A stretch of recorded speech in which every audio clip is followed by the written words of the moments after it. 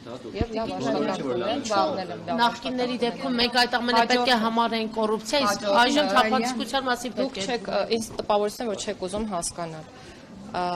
Նախ դուք չեք համեմատում համադրելի երևույթներ։ Ընդհանրապես համեմատության եզրեր չունեցող երևույթներ են այն, երբ պաշտոնատար անձը հիմնավորվող եկամտով գնում է $200,000 արժողությամբ գույք եւ պաշտոնատար անձը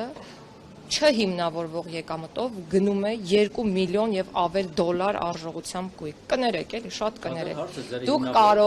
Դուք կարող եք բացել հայցերը եւ գնալ եւ ես խորհուրդ եմ տալիս գնալ եւ մասնակցել բոլոր նիստերին եւ տեսնել թե ինչ թվերի մասին է խոսքը, եթե դուք խոսում եք եւ ձեր խոսքում մատնանշում եք ձեր կողմից նշված նախկիններին եւ տեսնել թե ինչ թվերի մասին է խոսքը։ Ես դες մի գաղտնիք բացեմ, ես իմ հումանիտար կրթությամբ երբ որ նոր էի պաշտոնում նշանակվել, ես այնպիսի թվեր էի տեսնում, որոնք դժվարանում էին նույնիսկ արտաբերել։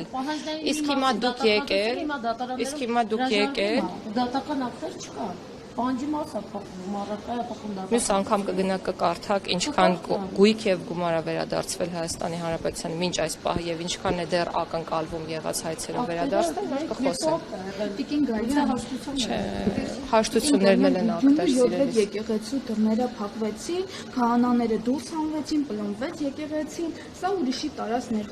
ներխուժում չէ, ինչպես է գնահատում այն փաստը, որ պետական մարմինները միջամտել են եկեղեցու տարածքին։ Ես այդ հարցին արդեն անդրադարձել եմ, մեկնաբանել եմ եւ խնդրել եմ, որպեսզի բոլոր հարցերին մենք նայենք ժամանակագրական հաջորդականության մեջ, այսինքն եթե եղել են հայտարարություններ, որոնք միտված էին խոչընդոտելուն այնտեղ պատարագի իրականացմանը, եղել են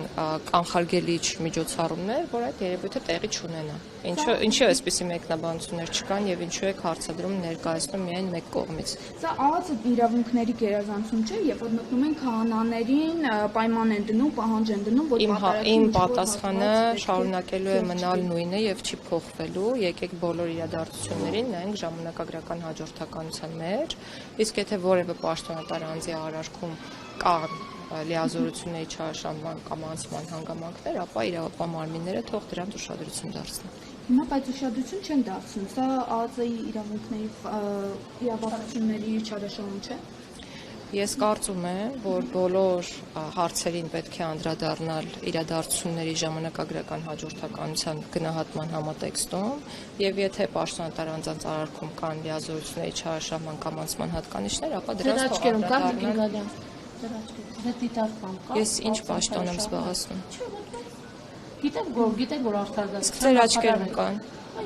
Իսկ ձեր կարծիքը ինչ նշանակություն ունի իրականության բացահայտման հետ կապված։ Շատ ուրախ եմ ձեզ համար, դուք հրապարակից եք։ Շատ սուր աչք ունեք։ Շատ լավ։